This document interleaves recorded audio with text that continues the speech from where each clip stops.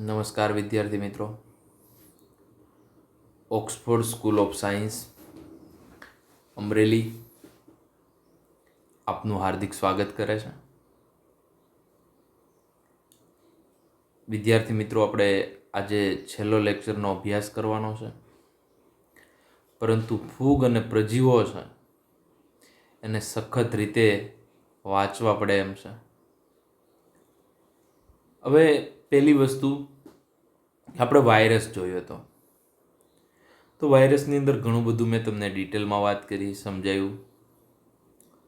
Virus હોય ને, એમની અંદર આરએનએ હોય અથવા તો ડીએનએ હોય, અને એમની ફરતી બાજુએ વિદ્યાર્થી મિત્રો એમનું રક્ષણ કરતું હોય ને એવું પ્રોટીનનું આવરણ હોય છે, કેપ્સિડ.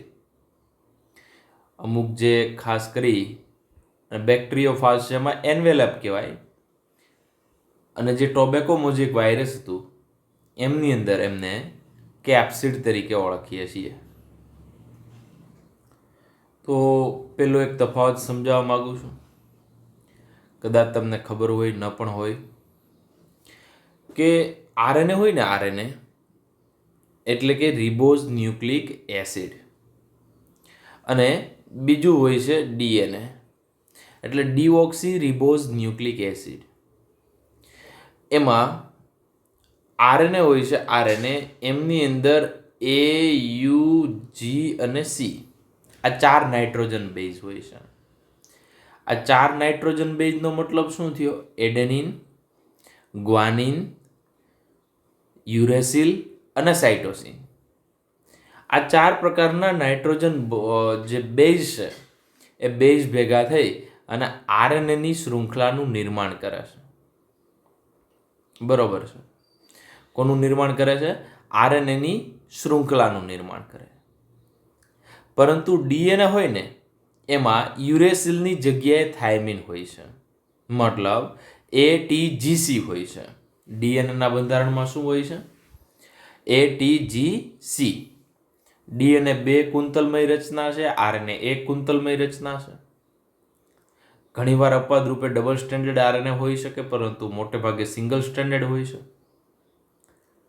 તો આપણે જે વાયરસ કરતા જે નાના છે એમના વિશે વાત કરવાની, અને આપણે વિરોઇડ્સ તરીકે ઓળખીએ. વાયરસ કરતા પણ નાના, ખાલી આરએનએનો ટુકડો એક રોગ કરે, ખાલી આરએનએનો મુક્ત સંક્રમણ આરએનએ. બરોબર છે. એક આરએનએનો ટુકડો છે ને વિદ્યાર્થી મિત્રો, એ રોગ કરે છે. એ આરએનએના ટુકડાને આપણે વિરોઇડ્સ તરીકે ઓળખીએ છીએ. કોના તરીકે ઓળખીએ છીએ? વિરોઇડ્સ તરીકે. તો વિરોઇડ્સનો મતલબ શું થાય? કે ફક્ત આરએનએનો ટુકડો જો રોગ કરે ને તો એને વિરોઇડ્સ કહેવાય. બરોબર છે. તો વાયરસમાં પ્રોટીન અને વચ્ચે ન્યુક્લિક એસિડ હોય, પ્રોટીન ને ન્યુક્લિય એટલે ન્યુક્લિયો પ્રોટીન. આ વિરોઇડ્સમાં ફક્ત આરએનએનો ટુકડો રોગ કરે છે. કોણ કરે છે? ફક્ત આરએનએનો ટુકડો. તો અહીંયા તમને પિક્ચરમાં દર્શાવ્યું છે, તમે જોઈ શકો, આ બંને વિરોઇડ છે. તો અહીંયા તમે જો શરૂ થાય, માની લો આ પહેલો પાર્ટ છે, અહીંથી આમ શરૂ થયો, આરએનએનો એક ટુકડો છે. બરોબર. આ એક ટુકડો છે ને, એ જો રોગ કરે ને તેને શું કહેવાય? વિરોઇડ્સ. એવી રીતના અહીંયા પણ ટુકડો છે, અહીંથી આપણે શરૂ કરીએ તો આ ભાગ થયો.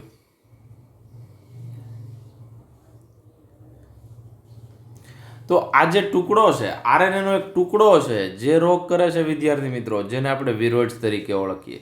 સૌ પ્રથમ આ વિરોઇડ્સ એમની શોધ ટી.ઓ. ડાયનર 1971, અહીંયા ફોટોગ્રાફમાં તમને દેખાય છે, એ ટી.ઓ. ડાયનર છે, જેને 1971માં એક નવા ચેપી કારકોને શોધ્યા, જેઓ વાયરસ કરતાં પણ નાના હતા, અને ફક્ત શોર્ટ ક્વેશ્ચન માટે યાદ રાખજો, ફક્ત આરએનએનો ટુકડો, કોનો ટુકડો? આરએનએ હોય, રિબોઝ ન્યુક્લિક એસિડનો ટુકડો છે ને, એ રોગ કરે, જેને આપણે વિરોઇડ્સ તરીકે ઓળખીએ છીએ. તો આના એક્ઝામ્પલ જોઈએ. સામાન્ય રીતે બટેટું કેવું હોય તમને ખબર છે, બરોબર છે. તો આ 1 નંબર છે, એ બટેટું સામાન્ય છે, આપણી ઘરે હોય એવું. પરંતુ મુક્ત આરએનએ કારણે મતલબ એક આજે વિરોઇડ્સના કારણે આ બટેટાનો આકાર સામાન્ય કરતાં કેવો થઈ ગયો? ત્રાકમય થઈ ગયો. આમ જો ત્રાકમય લંબાયેલો થઈ ગયો. બરોબર છે. તો potato spindle tuber disease, tuber એટલે શું થાય? ટ્યુબ લાઈક, નળી જેવું. આ નળી જેવું બટેટું થઈ ગયું. ત્રાક ગ્રંથિલ, ત્રાકમય ગ્રંથિલ એટલે બટેટું છે નોર્મલી ગ્રંથિલ, ટ્યુબર. કેમ કે બટેટાનું નામ તમને ખબર છે, સોલેનમ ટ્યુબ્રોઝમ, ટ્યુબર, ગ્રંથિલ પેદા કરે. તો વિદ્યાર્થી મિત્રો, બટેટું હોવું જોઈએ ગોળાકાર, એની જગ્યાએ થઈ ગયું ત્રાકમય ગ્રંથિલ આકારનું. અને આજે રોગ કોના કારણે થાય? આવું થવાનું કારણ શું? તો કે વિરોઇડ્સના કારણે થાય છે. તો વિરોઇડ્સના કારણે બટાટામાં ત્રાકમય ગ્રંથિલનો રોગ, એટલે કે અંગ્રેજી નામ યાદ રાખવું, એમાં પીએસટીડી યાદ રાખવું. પોટેટો, પોટેટો એટલે બટેટા, સ્પ્લિન્ડર એટલે ત્રાકમય, ગ્રંથિલ એટલે ટ્યુબર, અને ડિઝીઝ એટલે રોગ. તો બટાટામાં ત્રાકમય ગ્રંથિલનો રોગ એટલે potato spindle tuber disease, SPSTD. આજે રોગ થવાનું મૂળભૂત કારણ મેં તમને શું કીધું? એક આરએનએનો ટુકડો છે ને, એ આ રોગ કરી શકે છે. આરએનએનો ટુકડો, જો એમાં શું લખ્યું? પ્રોટીન આવરણ કેપ્સિડ કે જે વાયરસમાં જોવા મળે તેનો અભાવ છે, મતલબ ગેરહાજર છે. ફક્ત શું છે? મુક્ત આરએનએ છે, ફ્રી આરએનએ છે. આરએનએ ગમે ત્યાં હવા મૂડી શકે અથવા તો ફેલાઈ શકે કોઈ પણ રીતે. તો એ રીતના રોગ ફેલાય. અને અભાવ છે ને કેપ્સિડનો, એટલે એનું નામ શું આપ્યું છે? વિરોઇડ્સ. તો ખાલી એક આરએનએનો ટુકડો છે એ બટેટાની અંદર કેવો રોગ કરે? પોટેટો સ્પ્લિન્ડર ટ્યુબર ડિસીઝ, PSTD કરે છે. બરોબર છે. ત્યારબાદ વિરોઇડ્સ, વિરોઇડ છે એમની અંદર ફક્ત આરએનએ જોવા મળે. તો વાયરસ કરતાં કદમાં નાના પણ હોય, મોલેક્યુલર વેઇટ પણ કેવો હોય? ઓછો હોય. એટલે આણ્વીય ભાર, જેને MW તરીકે ઓળખો છો, મોલેક્યુલર વેઇટ તમે ડાલ્ટનમાં માપો, કિલો ડાલ્ટનમાં વાપરો, જે કોઈ પણ એકમની અંદર માપો, પણ એ વાયરસ કરતાં કેવો હશે? ઓછો હશે. તો વિરોઇડ્સ ફક્ત આરએનએનો ટુકડો જે રોગ કરે છે, એમની અંદર એક એક્ઝામ્પલ છે. એનું નામ શું? તો કે પોટેટો સ્પિન્ડલ ટ્યુબર ડિઝીઝ. બીજું એક એક્ઝામ્પલ, ક્રાયસેન્થિયમ. આ પુષ્પ તમે જોયા હશે, બરોબર? તો ક્રાયસેન્થિયમ સ્ટન્ટ ડિઝીઝ એટલે કે આ વિરોઇડ્સથી થાય છે. કોનાથી થાય છે? વિરોઇડ્સથી. તો એમની અંદર આ જે વિરોઇડ છે, સામાન્ય રીતે આ જે ક્રાયસેન્થિયમનું ઝાડવું આવું હોય, સામાન્ય રીતે તંદુરસ્ત હોય ને તે હાઇટ વધારે હોય. પરંતુ ક્રાયસેન્થિયમ સ્ટન્ટ વિરોઇડ્સ, VD એટલે વિરોઇડ, C એટલે ક્રાયસેન્થિયમ, સ્ટન્ટ એટલે ખાસ કરીને વૃદ્ધિ અટકાવે, અને VD એટલે વિરોઇડ્સ. તો ક્રાયસેન્થિયમ સ્ટન્ટ વિરોઇડ છે એ વનસ્પતિની વૃદ્ધિ કેવી કરી દે છે? ઓછી કરી દે. આ તમારા બુકમાં એક્ઝામ્પલ નથી, આ તો હું તમને જસ્ટ સમજાવું છું. બીજો રોગ કે કઈ રીતના આ વિરોઇડ્સ કામ કરે છે. તો હેલ્ધી તંદુરસ્ત છોડ છે એ ઊંચો છે, અને જેની અંદર વિરોઇડ્સનું ઇન્ફેક્શન લાગેલું છે, તો એના પુષ્પ પણ કેવા છે? નાના છે. જો આ એનો છોડ પણ દર્શાવ્યો છે, અને આ છોડના પુષ્પ છે. પુષ્પ પણ નાના બને છે, છોડ પણ નાનો પડે છે. કોના કારણે? ક્રાયસેન્થિયમ સ્ટન્ટ ડિઝીઝ, જે ક્રાયસેન્થિયમ સ્ટન્ટ વિરોઇડ દ્વારા થાય છે. તમારી બુકમાં ઉદાહરણ નથી, બરાબર, પણ આપણે સમજવા માટે આ વધારે એક્સ્ટ્રા ઓર્ડિનરી પોઈન્ટ તરીકે આપણે લીધેલું છે. એવી જ રીતે પ્રાયોન્સ, પ્રાયોન્સ નવી બુકમાં હશે. જેમની પાસે જૂની બુક હશે એમની અંદર આ પોઈન્ટ લખેલો નથી, એટલે મહેરબાની કરી અને નવી બુક વાપરવી. પ્રાયોન્સ એટલે ફક્ત પ્રોટીનનો ટુકડો. આગળ વિરોઇડ્સ એટલે કોનો ટુકડો? ફક્ત આરએનએનો ટુકડો વિરોઇડ્સમાં રોગ કરતો હતો, એમ પ્રાયોન્સમાં ફક્ત અને ફક્ત પ્રોટીનનો એક નાનો ટુકડો હોય ને રોગ કરે. જેને પ્રાયોન્સ તરીકે ઓળખવામાં આવે છે. અને પ્રાયોન્સને ધીમા વાયરસ એટલે કે સ્લો વાયરસ તરીકે પણ ઓળખાય છે. તો પ્રાયોન્સ એ અલગ વસ્તુ છે, ફક્ત એક પ્રોટીનનો ટુકડો છે, એ નાનો ટુકડો છે, એ રોગ કરે છે, જેને પ્રાયોન્સ કહેવાય. તો અહીંયા તમને એક એક્ઝામ્પલ આપ્યું છે રોગનું. તમારા બુકની અંદર પણ નામ લખ્યું છે, એમાં શું થાય બધું હું કહેવા માગું ડિટેલમાં. મનુષ્યમાં કુરુ નામનો રોગ થાય છે. કયો? કુરુ, હાસ્ય મોત. કેમ કે હાસ્ય મોત જેવો શબ્દ વાપર્યો છે એટલે માનસિક રીતે અસર થતી હોય. એને ક્રુઝફેલ્ડ જેકોબ ડિઝીઝ, શું નામ છે એનું બીજું નામ? ક્રુઝફેલ્ડ જેકોબ ડિઝીઝ તરીકે પણ ઓળખવામાં આવે. એટલે કદાચ ક્યાંય કુરુ ડિઝીઝ વિશે પૂછે, હાસ્યમોત પૂછે, બરોબર છે, લાફિંગ ડેથ પૂછે, કે ક્રુઝફેલ્ડ જેકોબ ડિઝીઝ પૂછે, કે CJDનું ફૂલ ફોર્મ પૂછે, આવા બધા જ પ્રશ્નો આમાંથી આવી શકે. બસ ખાલી એટલું લખ્યું તમારી બુકમાં કે મનુષ્યમાં કુરુ રોગ થાય, હાસ્યમોત થાય, એનું બીજું નામ છે એ ક્રુઝફેલ્ડ જેકોબ ડિઝીઝ તરીકે ઓળખાય. પરંતુ આપણે ડિટેલમાં થોડુંક સમજવું હોય તો કે આ સિમ્ટમ્સ છે એના. સિમ્ટમ્સ એટલે કે જેને આવો રોગ થયો હોય એની અંદર શું જોવા મળે? પહેલું તો અંડરગો પર્સનાલિટી ચેન્જ. એમાં તમને ખબર પડે મેમરી ડિસઓર્ડર, યાદ રાખવાના પ્રોબ્લેમ થાય, ડિપ્રેશન તણાવ, ઇન્સોમનિયા અનિદ્રા, ઇમ્પેર જજમેન્ટ વ્યવસ્થિત જજમેન્ટ આવી શકે નહીં, થિંકિંગ, ત્યારબાદ વિઝ્યુઅલ ડિસ્ટર્બન્સ જોવામાં દ્રષ્ટિની ખામી પણ થાય. ચેતાતંત્રની અંદર પ્રોબ્લેમ કરતો રોગ છે. અને માણસનું ખાસ કરીને મગજ તમે જો આમનું તમે CT સ્કેન કર્યું હોય આ વ્યક્તિનું જેને CJD રોગ છે, જેના મગજનું એનાલિસિસ તો મગજની અંદર ખાસ પ્રોબ્લેમ આવે છે. અને પ્રોબ્લેમ એટલા હદે આવે છે કે મનુષ્યનું મૃત્યુ પણ થઈ શકે, બરોબર. અને આ રોગ છે એ કોના દ્વારા થાય છે? એક પ્રોટીનના ટુકડા દ્વારા થાય છે. કોના દ્વારા થાય? એક પ્રોટીનનો નાનો ટુકડો છે ને એ રોગ કરે છે. એમના સિવાય બીજો ડિઝીઝ મેડ કાઉ ડિઝીઝ, MCD, એનું બીજું નામ છે BSE. જો અહીંયા એક નામ લખેલું છે MCD, મેડ કાઉ ડિઝીઝ, અને બીજું BSE. BSE એટલે બોમ્બે સ્ટોક એક્સચેન્જ નથી, બોવાઇન સ્પોન્જીફોર્મ એન્સીફેલોપેથી એવું નામ છે. તો એમની અંદર મેડ એટલે ગાંડું થઈ જવું, બરોબર. તો મેડ કાઉ ડિઝીઝ એમની અંદર ખાસ પ્રાયોન્સથી થતો બીજો રોગ છે. પેલો કુરો CJD કીધું, બીજો રોગ છે BSE. એટલે પહેલાં તો એનું ફૂલ ફોર્મ યાદ રાખવાનું, બોવાઇન સ્પોન્જીફોર્મ એન્સીફેલોપેથી. તો આ જે રોગ છે એમની અંદર પિક્ચરમાં તમે જોઈ શકો છો, આ તમને દેખાય છે.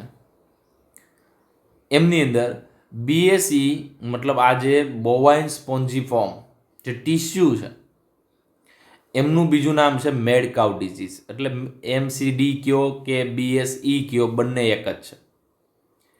હવે આમની અંદર શું થાય, જેમ જેમ આગળ આ રોગ થતો જાય એમ ખાસ કરીને મગજ છે ને, નર્વસ સિસ્ટમ, ચેતાતંત્ર એ અને જે બોડીની અંદર જે સિગ્નલ પાસ થતા હોય, બરાબર છે, તો એમના કારણે થાય. મતલબ વ્યવસ્થિત સિગ્નલ પાસ ન થાય, આપને એમ થઈ જાય કે ગાંડી ગાય હોય એવું લાગે, કેમ કે મગજમાંથી યોગ્ય રીતે સિગ્નલ પાસ થતા નથી. એ અટકાવવાનું કામ કોણ કરે છે? પ્રાયોન્સ કરે છે. એક પ્રોટીનનો ટુકડો છે એ કરે છે. ઘણીવાર મનુષ્યની અંદર પણ આવું જો કોઈ એવો આવી ગાય હોય જેમની અંદર BSE અથવા જે મેડ કાઉ ડિઝીઝ થયો હોય, તો એમનું કોઈ વસ્તુ ખાવામાં આવે, ખાસ કરીને એમનું માંસ ખાતા હોય ઘણા લોકો, બરોબર છે, તો બીજા કન્ટ્રીમાં તમને ખબર હશે, તો એમના દ્વારા આ રોગ ફેલાય છે, મનુષ્યમાં પણ આવી શકે છે. તો આ મેડ કાઉ ડિઝીઝ અથવા BSE, બોવાઇન સ્પોન્જીફોર્મ એન્સીફેલોપેથી, બંનેના બબ્બે નામ, એકનું કુરુ છે, સી ક્રુઝબેલ્ટ્સ જેકોબ ડિઝીઝ, એ પણ આપણે વાત કરી, અને આમનું MCD એટલે મેડ કાઉ ડિઝીઝ, એનું બીજું નામ BSE. આવી રીતના યાદ રાખવાનું છે. એમના સિવાય વિદ્યાર્થી મિત્રો, લાઇકેન, ત્રીજો પોઈન્ટ આજનો. લાઇકેન છે એ આગળ મેં તમને બે વસ્તુ સમજાવી હતી. લાઇકેન છે ને, માની લો કે એક સરળ એક્ઝામ્પલ આપું. પહેલાં હું સામાન્ય રીતે જે વાત કરું છું એ સાંભળવાની છે, ત્યારબાદ આપણે ડિટેલમાં લાઇકેન ભણીએ. માની લો કે ગિરનાર છે ને એક જ્વાળામુખીમાંથી બનેલો છે, બરોબર છે. હવે ગિરનાર જે જ્વાળામુખીમાંથી બને છે, એ સૌ પ્રથમ જ્વાળામુખી એટલે ખડક હશે. ખડક ઉપર પહેલી વાર ખડક ઉપર કોઈ રહેવા ગયું હોય ને તો એ લાઇકેન છે. પરિસ્થિતિકીય વિદ્યા માટે લાઇકેન ખૂબ મહત્વના છે. તો લાઇકેન રિયલમાં લીલ અને ફૂગનું સહજીવન છે. એટલે પેલું લાઇકેન, બે વસ્તુ તમને સમજાવું, એ બે લાઇકેન વિશે તો આંખો બંધ કરીને વાંચી લેવાનું છે, યાદ રાખવાનું. પહેલી વાર જો ખડક ઉપર કોઈ જાતિ કંઈ સૌ પ્રથમ પહેલી વાર જ્વાળામુખી થયો ને ખડક છે, તે ખડક ઉપર કોણ રહેવા આવશે? લાઇકેન રહેવા આવશે. બીજું, જે જગ્યાએ પ્રદૂષણ હોય ને, એમાં ખાસ કરીને સલ્ફરનું પ્રદૂષણ વધારે હોય, એ જગ્યાએ લાઇકેન જોવા ન મળે. મતલબ પોલ્યુશન ઇન્ડિકેટર છે, પ્રદૂષણ છે કે નહીં એ માટે મહત્વના છે. તો લાઇકેન એ સહજીવી સહવાસ, એનો મતલબ શું થયો સહજીવી સહવાસનો? તો કે એકબીજા સાથે મળીને જીવે છે. કોણ કોણ? તો કે આગળ મેં તમને કીધું હતું, લીલ પ્લસ ફૂગ બરાબર લાઇકેન, બરોબર? લીલ પ્લસ ફૂગ બરાબર લાઇકેન. તો અહીંયા તમને જે ફોટોગ્રાફ દેખાય ખડક ઉપર રહેલી લાઇકેન છે. તો લીલ અને ફૂગ બંનેનું સહજીવન, જેવી રીતના રાઇઝોબિયમ અને સિમ્બિકુળની વનસ્પતિ જેમ સહજીવન એટલે બંનેને પરસ્પર ફાયદાનો સંબંધ, પ્લસ પ્લસનો સંબંધ છે. તો લીલને ફાયદો અને ફૂગનોય ફાયદો, બંનેને ફાયદો છે, એવા સંબંધને શું કહેવાય? સહજીવી સહવાસ અથવા સિમ્બાયોટિક એસોસિએશન, સિમ્બાયોટિક રિલેશનશિપ તરીકે ઓળખીએ છીએ.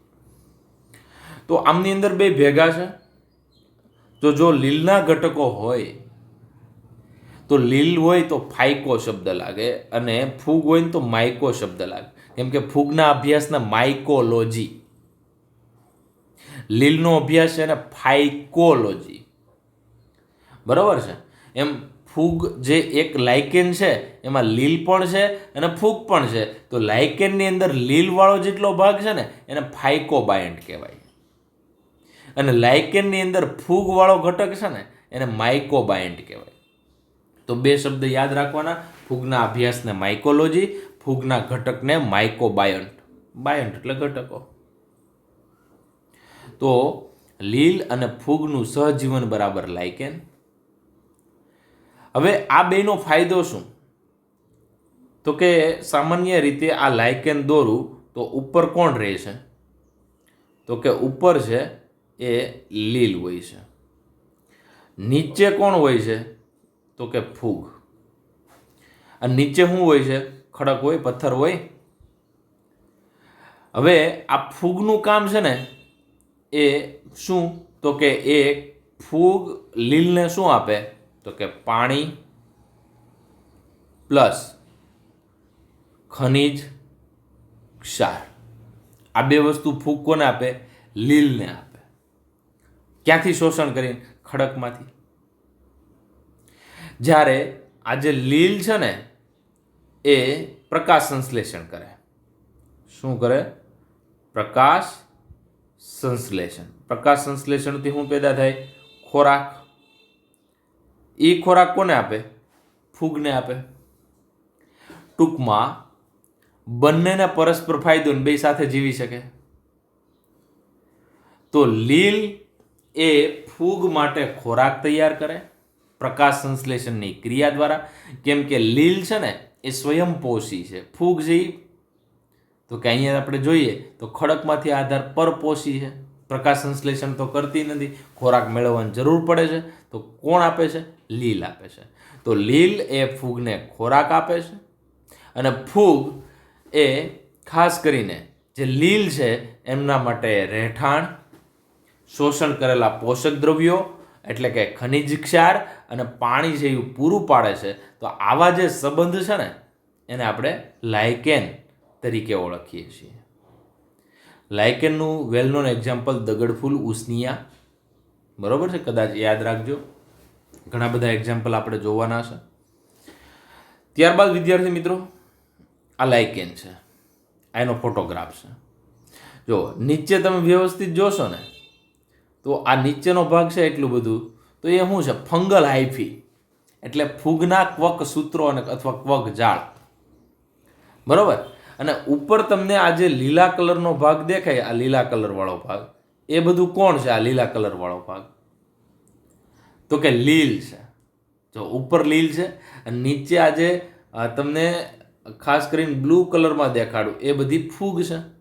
તો આ ફૂગનો એરિયા થયો ને ઉપર જે લીલા કલરનો ભાગ છે એ લીલનો થયો. તો લીલ ખોરાક તૈયાર કરે એ ફૂગને આપે ને ફૂગ નીચેથી પાણી અને ખનિજ દ્રવ્યો શોષણ કરીને લીલને આપે. તો આવી રીતના બે ભેગા થઈ અને રહી છે. તો આને આપણે શું કહીએ છીએ? લાઇકેન.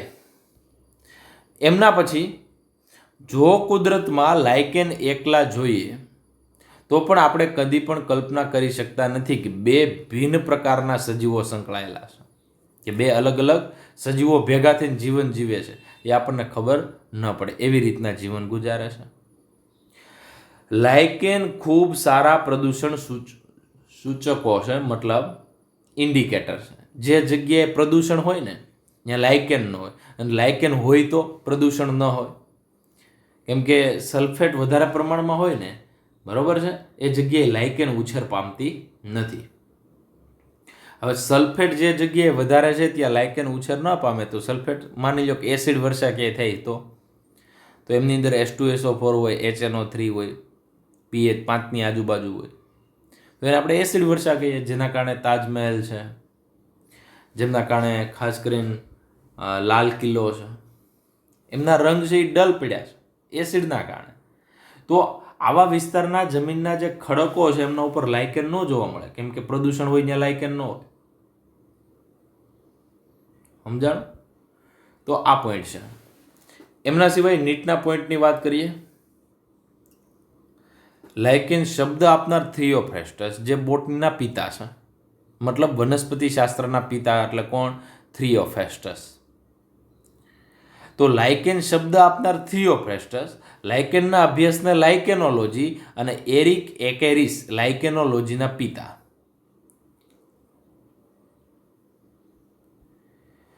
તો ત્રણ શબ્દ મેં તમને કીધા. લાઇકેન શબ્દ આપનાર બરાબર થિયોફ્રેસ્ટસ, લાઇકેનનો અભ્યાસ કરનાર અભ્યાસ છે એને આપણે લાઇકેનોલોજી, લાઇકેન બરાબર લીલ પ્લસ ફૂગ, સહજીવી સંબંધ, પરસ્પર ફાયદાનો સંબંધ.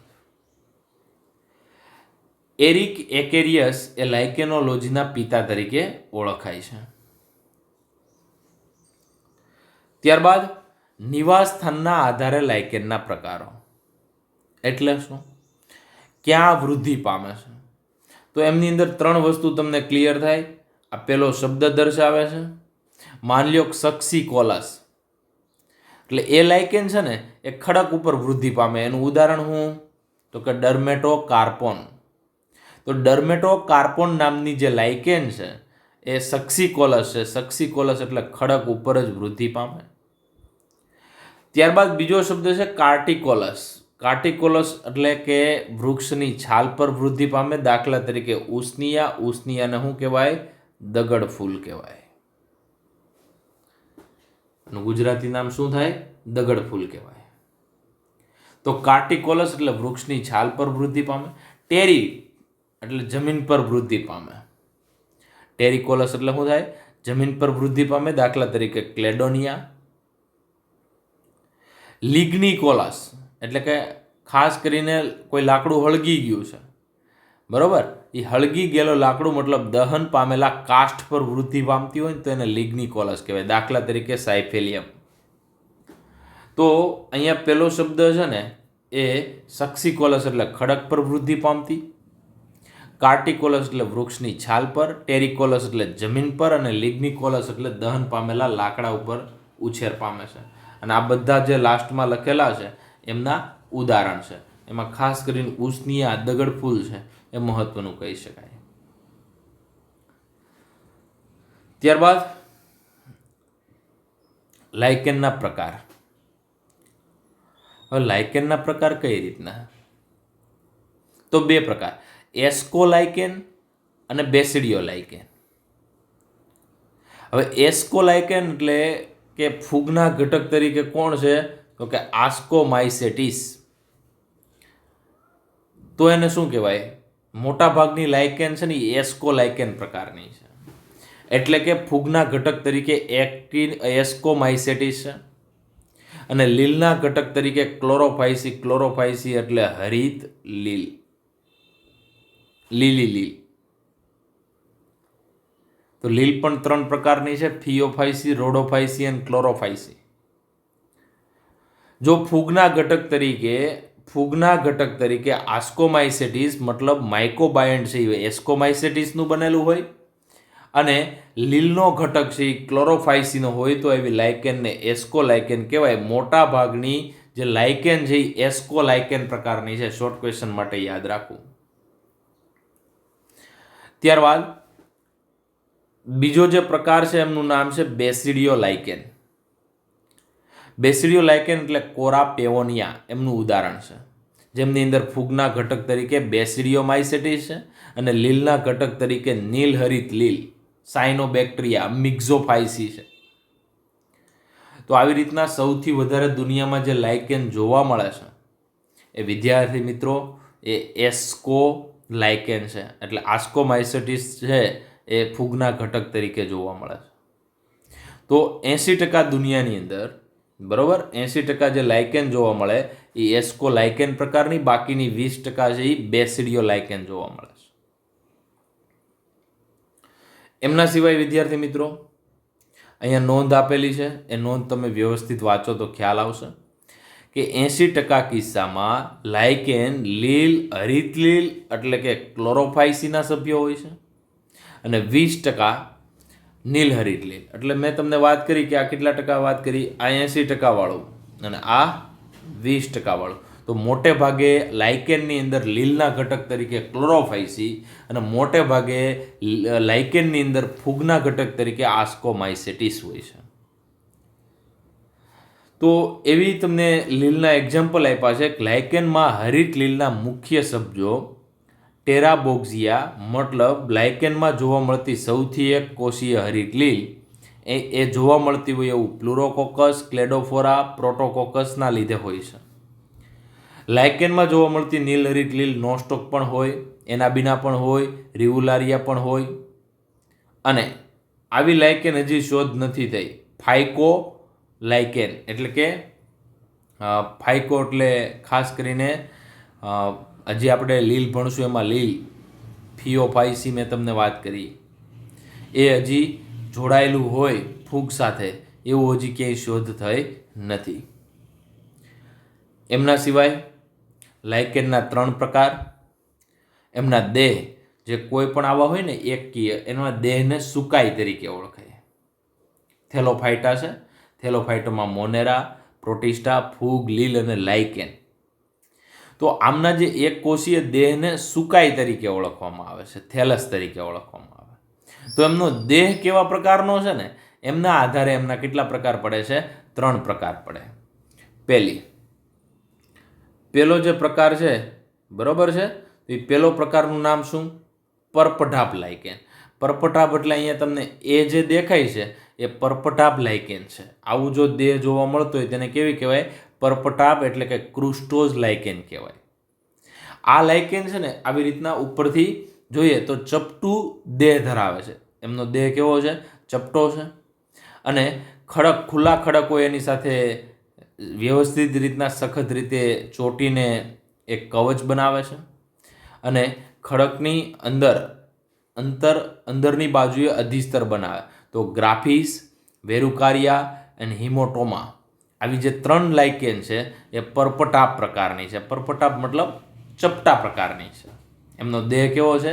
ચપટો છે. તો અહીંયા તમને ખાસ કરીને આ જે એપોથિકા લખ્યું છે, એપોથિકા એટલે ખડક અધિસ્તર છે એમની સાથે જોડાય છે અને એ ખાસ કરીને ખડક સાથે ચોંટે છે. તો એ ભાગ. બીજું અહીંયા તમને જે પર્ણાભ લાઇકેન, પર્ણ ઉપરથી હું લીધું?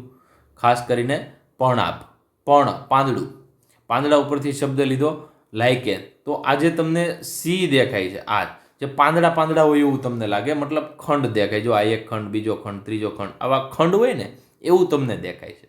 તો આવી જે લાઇકેન છે એને આપણે કઈ લાઇકેન તરીકે ઓળખીએ? પર્ણાભ લાઇકેન. તો આ લાઇકેન ચપટા, પર્ણમય, જો પર્ણમય એટલે પાંદડા જેવું અને ખંડયુક્ત હોય છે. અને નીચેની બાજુએ મૂળ કેમ હોય છે? એ મૂલાંગો જેવી રચના, જેને રાઇઝીની તરીકે ઓળખવામાં આવે. અને આ રાઇઝીની ખડક સાથે ચોંટી જાય છે. અથવા તો રોમમય સુકાઈના વૃક્ષની પાછળની બાજુએ ફૂગના તંતુમાં પ્રવેશે. તો એનું એક્ઝામ્પલ છે પાર્મેલિયા અને પેલ્ટીગેરા. તો પાર્મેલિયા અને પેલ્ટીગેરા છે એ પર્ણાભ એટલે પર્ણ જેવી લાઇકેન છે, જે ખંડમય રચના ધરાવે છે. અને મૂલાંગો છે મૂળ જેવી રચના. તો રિયલમાં જે ફૂગના તાતણા છે એ મૂળ જેવી રચના કરે છે અને એમના કારણે ચોંટી જાય છે. ત્રીજી લાઇકેન છે એ ખાસ અહીંયા તમે જોઈ શકો છો, ક્ષુપીય. એટલે આપણે શરૂઆતમાં વાત કરી હતી એમ વૃક્ષ હોય ને એમના 3 પ્રકાર હતા. મતલબ પ્લાન્ટ હોય, વનસ્પતિ, તો ઘાસ હોય, ક્ષુપ હોય, વૃક્ષ હોય. એના કરતાં વધારે ડિટેલમાં જઈએ તો વેલા આવે, ક્લાઇમ્બર આવે, બરાબર. તો ક્ષુપીય લાઇકેન એ ખાસ કરીને સુવિકસિત છોડ જેવા છે. જો આમ છોડ હોય ને એવું લાગે, આ ડી છે, તો એને ખાસ કરીને ફ્રુટિકોઝ લાઇકેન તરીકે ઓળખીએ. તો આ લાઇકેન સુવિકસિત છોડ જેવા નળાકાર અને એકબીજામાં શાખિત હોય ને એવું લાગે છે. તેઓ અંત અધિસ્તરમાં ઊભા, દાખલા તરીકે ક્લેડોનિયા અથવા તો ઉસ્નિયા, આવી રીતના ખાસ કરીને એક મ્યુસિલેજ, બેઝલ મ્યુસિલેજ ડિસ્ક નીચે બનાવે છે ને એના દ્વારા ખાસ ખડક સાથે જોડાય છે. તો આપણે આ 3 પ્રકારને ઉદાહરણ છે એ વ્યવસ્થિત જોઈ લેવાના છે. પર્ણાભનું એક જ ઉદાહરણ પાર્મેલિયા યાદ રાખવાનું અને ક્ષુપીય છે એનું ઉદાહરણ ઉસ્નિયા યાદ રાખવાનું છે. તો આ લાઇકેન છે એમના પ્રકાર છે. લાઇકેન છે એમના આર્થિક મહત્વની વાત કરીએ તો લાઇકેન ક્યાં ઉપયોગી છે? તો લાઇકેન એ ખાસ કરી અને લિથોસેરી. લાઇકેન લિથોસેરી એટલે શું? તો લિથોસીરી અથવા લિથોસિયર જે પહેલીવાર ખડક ઉપર રહેવા આવે છે. તો મેં તમને વાત કરી એમ આ પોઈન્ટ ખાસ ભૂલવાના નથી કે દુનિયાની અંદર પહેલીવાર કોઈ ખડક હોય ને એની ઉપર કોઈ રહેવા આવતા હોય ને એને કહેવાય પ્રાથમિક અનુક્રમણ કરનારા. તો લાઇકેન છે એ ખડક ઉપર પહેલા રહેનારા છે. સમજાણું? તો ખાસ યાદ રાખજો, આમની અંદર પહેલા ક્રસ્ટોઝ આવે છે. ક્રસ્ટોઝ એટલે અહીંયા તમને દેખાય છે. ક્રસ્ટોઝ એટલે પહેલા પરપટાભ આવે, પછી પર્ણાભ આવે અને ક્ષુપીય આવે. એટલે એના અંગ્રેજી શબ્દ ક્રસ્ટોઝ, ફોલિયોસ અને ફ્રુટિકોઝ. તો સૌ પ્રથમ પહેલા કોણ આવે છે? તો કે પહેલા ક્રસ્ટોઝ પ્રથમ છે, બાદમાં ફોલિયોસ આવે અને ત્યારબાદ ફ્રુટિકોઝ આવે. તો પહેલા આવી રીતના અલગ અલગ લાઇકેન છે એ આવે છે. અને લાઇકેન છે એસિડ પેદા કરે. જો આ પોઈન્ટ છે ને, આ ભૂલતા ને, આજે એટલો પોઈન્ટ તમને દેખાય છે, આ પોઈન્ટ ધોરણ 12ની અંદર આવે છે. ક્યાં આવે છે? ધોરણ 12ની અંદર આવે છે. તો લાઇકેન એ એસિડ પેદા કરે છે. અને એસિડ પેદા કરે ને અમુક પ્રકારના, એમાં પણ કાર્બોનિક એસિડ, ઓક્ઝેલિક એસિડ, અમુક અમીનો એસિડ એનું નિર્માણ કરે છે. અને આમનું નિર્માણ કરે ને એટલે ખડક ઓગળે. આવી રીતના 200 થી 500 વર્ષ, ઘણીવાર 1000 વર્ષ જાય ને ત્યારે જે ખડક ઉપર જે પથ્થર હતો એની ઉપરનું 1 ઇંચ જેટલું સ્તર છે ને એ વિદ્યાર્થી મિત્રો નરમ થાય છે. એમ ધીમે ધીમે આગળ સ્તર બધા નરમ થતા જાય અને પોચી જમીનનું નિર્માણ થાય. તો રિયલમાં જે પહેલીવાર ફળદ્રુપ જમીન, ખડકમાંથી ફળદ્રુપ જમીનનું નિર્માણ થતું હોય એને પ્રાથમિક અનુક્રમણ કહેવાય અને એના માટે હજારો વર્ષ લાગતા હોય છે. તો લાઇકેન છે એ એસિડ પેદા કરે, પણ કયા એસિડ? તો કે કાર્બોનિક એસિડ અને ઓક્ઝેલિક એસિડ, જે પથ્થરને ઓગાળવાનું કામ કરે છે. તો આમનું મુખ્ય કામ, ખેડૂતનું કામ શું હોય? તો ખેડૂતનું કામ એ જમીનમાં તમે જુઓ તો ખાતર નાખે, રાસાયણિક હોય સેન્દ્રિય હોય, પાણી પાય, બરોબર છે, એટલે જમીનનું એકદમ ફળદ્રુપ બનાવે. એમ લાઇકેન પણ જમીનને ફળદ્રુપ બનાવવામાં મદદ કરે, પણ સૌ પ્રથમ ખડક હોય ત્યાં. એટલા માટે લાઇકેનને કુદરતી ખેડૂત તરીકે પણ ઓળખવામાં આવે છે, બરોબર છે. તો લાઇકેન છે એ ખાસ કરીને કુદરતી ખેડૂત કહી શકાય અને જમીનના નિર્માણમાં ખૂબ જ મહત્વનો ફાળો હોય એવું લાઇકેન છે. એમના સિવાય વિદ્યાર્થી મિત્રો બીજા પોઈન્ટની વાત કરીએ તો અમુક લાઇકેન છે ખોરાક તરીકે પણ ખાય છે. ફૂડ એન્ડ ફોડાર, મતલબ ખોરાક અને ઘાસચારા તરીકે કામ કરે છે. તો ક્લેડોનિયા રેન્જીફેર્નિયા, જેને રેન્ડિયર મોસ છે લાઇકેન પણ ઓળખાય રેન્ડિયર મોસ તરીકે, બરોબર છે. ખાસ કરીને મેં તમને કીધું હતું ડેવિલ ફિશ, એટલે પાછળ ફિશ એટલે ઓક્ટોપસ છે, મૃદુકાયમાં આવે, માછલીમ ન આવે. એમ મોસ, લીવરવર્ટને મોસ, એ દ્વિઅંગીન ત્રિઅંગીન આપણે જે કાંઈ આવશે ત્યાં અભ્યાસ કરશું, પરંતુ એ લાઇકેન છે ક્લેડોનિયા રેન્જીફેરા, એ આપણે લખીએ છીએ રેન્ડિયર મોસ. ત્યારબાદ પાર્મેલિયા, તો એમને ખડક પુષ્પ તરીકે ઓળખવામાં આવે અને એમનો ખોરાક દક્ષિણ ભારતમાં ખોરાક તરીકે વપરાય અને એમની જાતિ પાર્મેલિયા ઇન્ડિયાનામાં એક પાવડર તરીકે એ ઉપયોગી છે. ત્યારબાદ લાઇકેન છે એ રંગક તરીકે, રંગની બનાવટમાં, લાઇકેન છે એ રંગની બનાવટમાં, તો લિટમસ, તમે અત્યાર સુધી જે કંઈ જોયું હશે લિટમસ પેપર, બરોબર, લાલમાંથી ભૂરું થાય તો બેજ ને ભૂરામાંથી લાલ થાય તો એસિડ, આવું કંઈક તમે જે કહો છો, તો એ જે લિટમસ છે ને, એ લિટમસ એ રોસેલા ટિંક્ટોરિયા નામની જે લાઇકેન છે ને એમાંથી મળે છે. ત્યારબાદ ઓર્કિલ એ ભૂરો રંગ આપે છે અને એ રોસેલા અને લેકાનોરા નામની લાઇકેન છે એમાંથી મેળવવામાં આવે છે. અને ઓર્કિલના શુદ્ધ સ્વરૂપ છે એને આપણે ઓર્સિન તરીકે ઓળખીએ છીએ અને જે કોઈ પણ પેશીનો અભ્યાસ કરવા માટે અભિરંજક તરીકે પણ વાપરવામાં આવે છે. ત્યારબાદ એમના સિવાય વાત કરીએ લાઇકેન દવા તરીકે, તો અમુક લાઇકેન છે ને એ દવા તરીકે પણ ઉપયોગી છે. દાખલા તરીકે ઉસ્નિક એસિડ એ મહત્વની બ્રોડ સ્પેક્ટ્રમ એન્ટીબાયોટિક છે. તો લાઇકેન છે એમાંથી એક એન્ટીબાયોટિક પણ મળે છે. કઈ? ઉસ્નિક એસિડ, જે ઉસ્નિયા બનાવે છે એટલા માટે ઉસ્નિક એસિડ આપ્યું, અને ક્લેડોનિયા, આ બંનેમાંથી એક એન્ટીબાયોટિક મળે છે અને બ્રોડ સ્પેક્ટ્રમ છે એટલે મહત્તમ રેન્જની અંદર કામ કરી શકવાની ક્ષમતા ધરાવે છે. તો ઉસ્નિક એસિડ ઉસ્નિયામાં મળતી એન્ટીબાયોટિક કહી શકાય. ત્યારબાદ પેલ્ટીગેરા કેનિના, જે હડકવા સામે ઉપયોગી છે. ત્યારબાદ લોબેનિયા પલ્મોનારિયા, જે ફેફસાની અંદર ચેપ લાગ્યો એના માટે ઉપયોગી છે. ત્યારબાદ જેન્થોરિયા પેરિટીના, કમળા માટે ઉપયોગી છે. અને સિટ્રાડિના ઇસ્લેન્ડિકા, તો એ રેચક તરીકે ઉપયોગી છે. ત્યારબાદ જો મેં તમને હમણાં જ વાત કરી હતી, આ પોઈન્ટ તમારા માટે ખૂબ જ અગત્યનો, વાયુ પ્રદૂષણ સૂચક તરીકે એટલે કે દર્શક તરીકે કામ કરે, પોલ્યુશન ઇન્ડિકેટર તરીકે કામ કરે. તો લાઇકેન SO2 પ્રત્યે ખૂબ સંવેદી છે, મતલબ જે જગ્યાએ SO2 હોય ને, તો SO2 હોય ત્યાં ખાસ લાઇકેન જોવા મળતી નથી અને વધુ પડતા SO2 ના લીધે, બરોબર, સલ્ફર ડાયોક્સાઇડના લીધે મૃત્યુ પામે છે. અને સલ્ફર ડાયોક્સાઇડ હોય તો સલ્ફેટ બનવાની પણ સંભાવના વધારે હોય રિએક્શન પ્રમાણે. તો લાઇકેન છે એ ઔદ્યોગિક વિસ્તારોમાં જ્યાં ધુમાડો વધારે, તમને ખબર છે ટુ વ્હીલ હોય તો એની અંદર પણ સલ્ફર ડાયોક્સાઇડ નીકળે, બરોબર છે.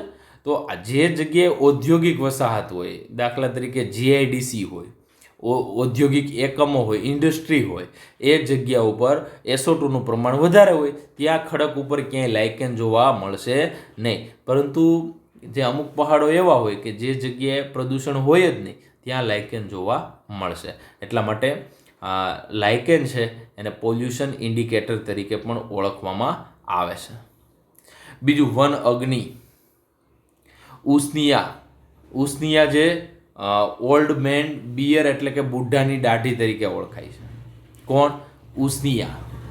તો એ જ્વલનશીલ પ્રકૃતિ ધરાવે, સળગી ઉઠે છે. તો ઉનાળાની ઋતુમાં ઘણીવાર જંગલની અંદર આગ લાગે તો કદાચ જો આ લાઇકેન હોય, ઉષ્નિયા એટલે કે એને આપણે બુઢાની દાઢી તરીકે ઓળખીએ છીએ, એ જે હોય તો એ જ્વલનશીલ પ્રકૃતિના કારણે સળગી ઉઠે છે. તો વિદ્યાર્થી મિત્રો, આ ચેપ્ટર છે એમને આપણે અહીંયા પૂર્ણ કરીએ છીએ. આવતીકાલથી એટલે કે નેક્સ્ટ લેક્ચરથી આપણે પ્રકરણ નંબર 3 છે, ત્યારબાદ 4 છે અને ત્યારબાદ 8, 9 અને 10 એવી રીતના જે સંપૂર્ણ પ્રકરણ આપણા સિલેબસમાં છે એ પહેલાં આપણે પૂર્ણ કરવાના છે. ત્યારબાદ જે થોડા ચેપ્ટર છે અધૂરા પોઈન્ટ, એ ચેપ્ટર પણ સંપૂર્ણપણે પૂર્ણ કરવાના છે. પણ એ પોઈન્ટ થોડા ઝડપથી એમની માહિતી આપીશ બધી માહિતી ડિટેલમાં, જેથી તમે સમજી શકો અને ભવિષ્યમાં જે નીટની પરીક્ષા હોય કદાચ એમની અંદર પણ આ તમારો સંપૂર્ણ સિલેબસ હોય તો આ બધું સમજેલું હોય તો સારું રહે અને તમે વ્યવસ્થિત સ્કોરિંગ કરી શકો. એ હેતુથી આ બધા જ પોઈન્ટ આપણે ડિટેલમાં અભ્યાસ કરવો છે. તો વિદ્યાર્થી મિત્રો, ખાસ કરી અને પ્રકરણ 2 છે એમની અંદર ફૂગ છે એ થોડું જટિલ છે, એને થોડું વ્યવસ્થિત વધારેમાં વધારે રિવિઝન કરવું, એમના ઉપર ફોકસ કરવું. આમાંથી ફાઇનલ જે NTA જે 90 પ્રશ્નો હોય ને એમાંથી આ ચેપ્ટરમાંથી 3 પ્રશ્નો ગણવા, ઓછામાં ઓછા 2 પ્રશ્નો ગણવા, આવશે ને આવશે. બરાબર? એમ હ્યુમન ફિઝિયોલોજી છે ને એમાંથી પણ બધામાંથી 2 પ્રશ્નો આવશે. તો વિદ્યાર્થી મિત્રો, આવા જો આપણે જે અત્યાર સુધીમાં 7 ચેપ્ટર હ્યુમન ફિઝિયોલોજીના 16, 17, 18, 19, 20 અને 21, 22 આ જે 7 ચેપ્ટર, પહેલું એટલે 8મું અને આ બીજું એટલે 9મું ચેપ્ટર આપણે પૂર્ણ કર્યું. તો આ 9મું ચેપ્ટર જો સંપૂર્ણપણે આપણે પૂરું કર્યું હોય તો 9 દૂને 18 પ્રશ્ન એટલે 90 પ્રશ્નોમાંથી 18ને લઈને મારા ખ્યાલ પ્રમાણે 18થી 20 પ્રશ્નો તમને આવડે, એટલે 20 × 4 એટલે 80 માર્ક નીટના તમને આવડે. એટલું તમારું તૈયાર વ્યવસ્થિત થઈ ગયેલું હોવું જોઈએ. પહેલાં તમારે ફોકસ ટેક્સ્ટ બુકને સમજવાનું કરવાનું, અને ટેક્સ્ટ બુક સમજવા માટે તમારે થોડું ઘણું નીટ સમજવું પડે, કેમ કે નીટ થોડું ડિટેલમાં હોય છે. તો વિદ્યાર્થી મિત્રો, અહીંયા આપણે આ ચેપ્ટરને પૂર્ણ કરીએ છીએ. Thank you.